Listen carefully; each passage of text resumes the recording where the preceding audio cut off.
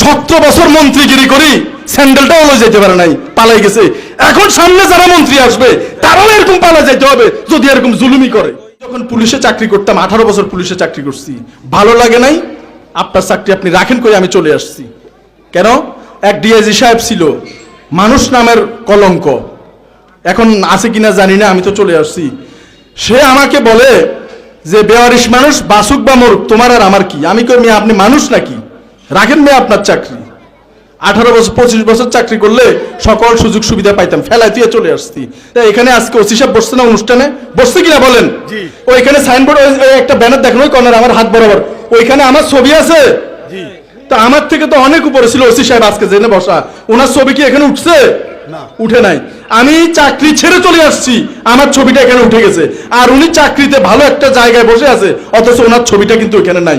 এই জন্য আপনি যদি আল্লাহর জন্য, মানুষের জন্য 10 কদম হাঁটেন, আপনার জন্য আল্লাহ 20 কদম পৌঁছে দিবে আপনাকে।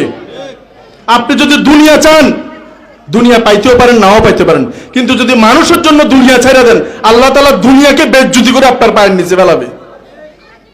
এই জেলার এসপি সাহেবকে তো আপনারা প্রধান অতিথি করতে পারতেন না?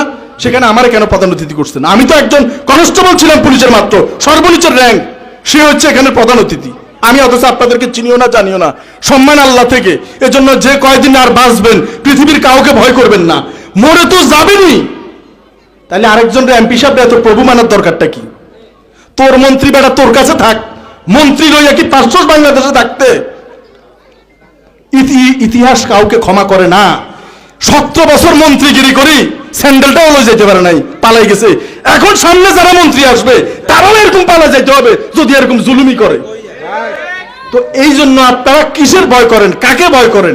মরি তো যাইবেন, আমার বাবার বয়সে যারা আছেন, নাইলে আর 10 বছর, এই বাকি 10 বছর কাউকে প্রভু মানবেন না, এক আল্লাহ ছাড়া। যারা ভালো কাজ করে আমার এই খাজুরিয়া সমাজ কল্যাণ সংস্থার ভাইদের, ওদেরকে ডাইকা এনে একটা চা খাওয়ান, বুকে টাইনে নেন।